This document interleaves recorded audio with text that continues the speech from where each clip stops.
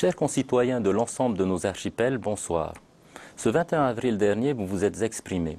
Les 3/4 d'entre vous ont voté pour des candidats autonomistes défendant notre appartenance à la République. Ce choix exprime clairement le refus de l'aventure indépendantiste. Vous êtes plus de 40% à avoir exprimé le souhait de voir le Tahoeraa Huiraatira gouverner à nouveau notre pays. Ce choix est clair et limpide, mais il ne constitue pas encore une victoire. Au second tour, c'est en accordant la confiance la plus large qui soit au Tahoeraa que vous lui donnerez la majorité suffisante pour gouverner notre pays, le réformer et surtout remettre notre économie sur la voie de la croissance. C'est surtout le seul moyen de mettre un terme définitif à l'instabilité politique que nous venons de vivre.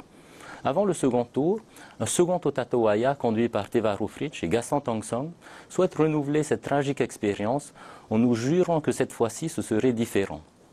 Ne nous laissons plus berner, nous n'en avons plus les moyens. Aujourd'hui, 3 hommes postulent devant vous à la présidence de notre pays.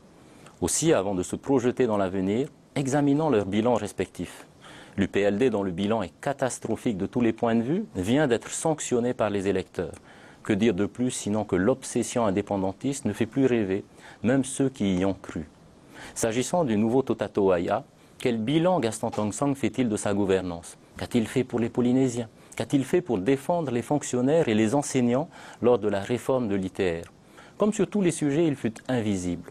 Pour sa part, quel bilan Te Varo Fritsch fait-il de son action gouvernementale après avoir été ministre à 7 reprises?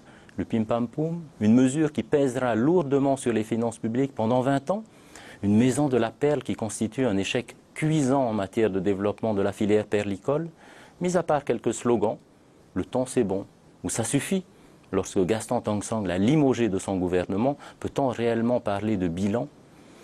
Le Tahoeraa possède pour sa part un vrai bilan que chacun peut critiquer, mais au moins il existe. Les places Toata ou Vaiete, fréquentées par tous les Polynésiens, nos infrastructures routières, notre chaîne TNTV, notre compagnie ATN qui nous permet de ne pas dépendre d'une seule compagnie aérienne, notre protection sociale généralisée qui est le fondement de notre cohésion sociale.